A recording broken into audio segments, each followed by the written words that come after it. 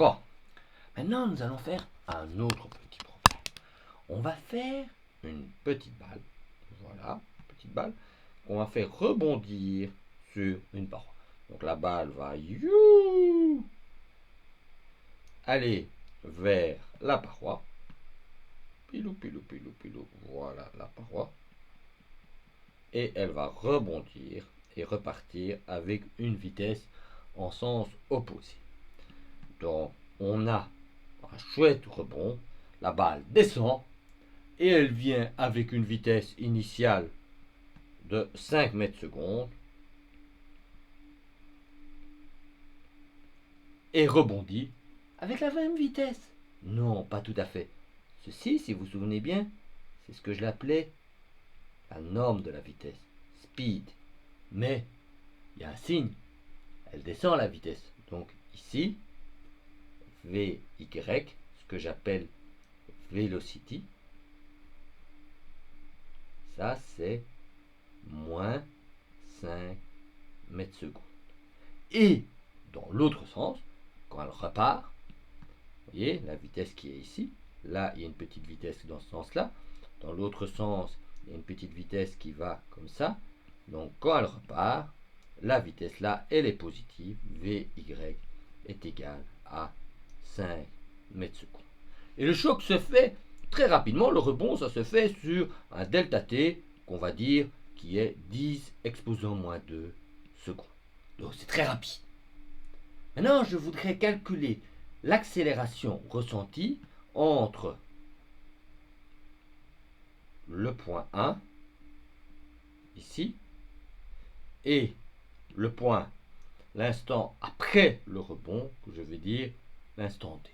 Et donc je voudrais calculer l'accélération en y dans le long de la composite y quand je passe de 1 à 2. Et ça, la formule c'est je prends v de y au second instant, c'est-à-dire 5,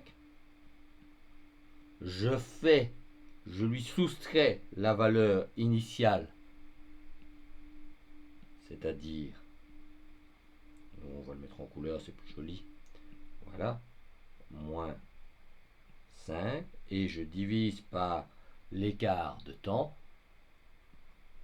10 exposant moins 2, donc ça fait bien 5 moins 5, ça fait 10 sur 10 exposant moins 2, ce qui fait encore 10 fois 10 exposant 2, ce qui fait finalement 10 exposant 3, ou plus exactement 1000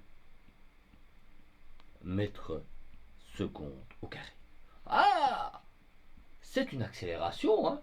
Souvenez, l'accélération de la gravité, 9,81, la balle qui rebondit, elle a subi une accélération. Maintenant, on va faire une autre expérience. On prend la balle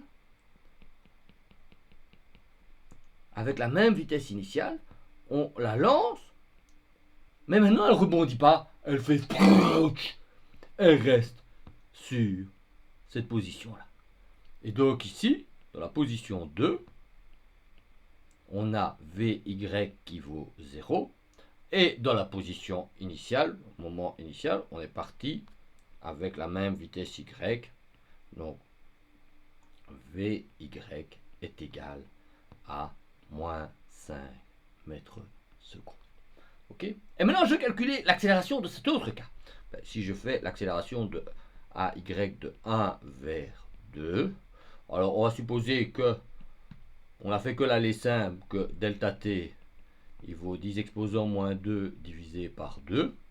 Okay. Donc qu'est-ce qu'on a maintenant? Pilou, on a la vitesse au départ, non, la vitesse arrivée, 0, moins la vitesse au départ, ça c'est moins 5, divisé par 1 demi, 10 exposant moins 2, ce qui nous fait pirlou,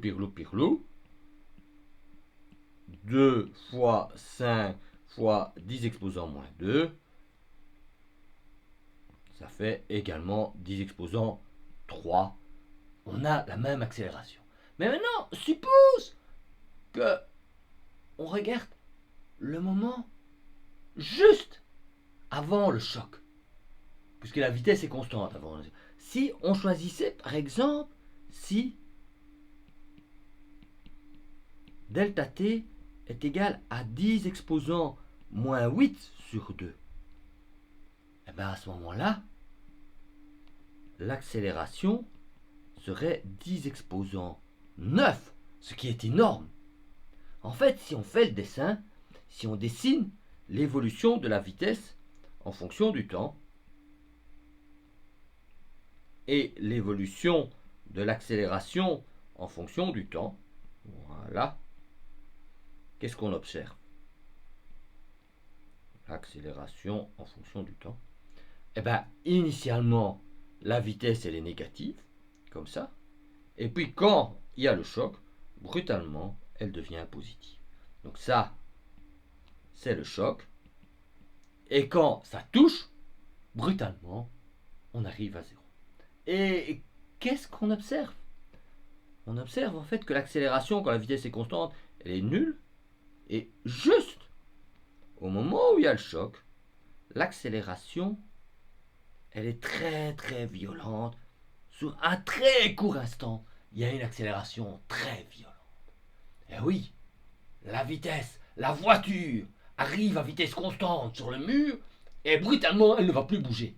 Elle va subir une accélération très importante. Et cette accélération très importante, on n'aime pas.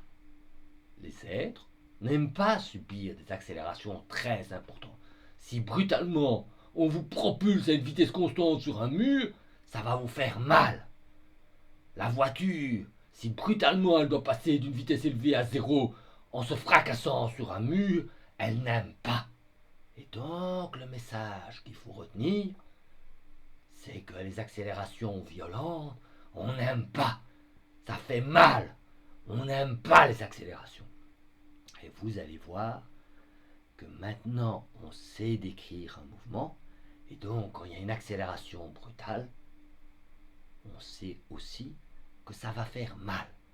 On retient comme message que l'accélération violente, on n'aime pas. Vous vous souvenez, les astronautes, quand la fusée décolle et que l'accélération est très élevée, ils ont le visage frappé par la douleur de subir cette accélération violente. Donc avoir des accélérations violentes, on n'aime pas. On a bien compris. Voyez l'accélération. Là, on n'a pas encore fait de calcul, mais on commence à voir comment ça marche. Alors évidemment,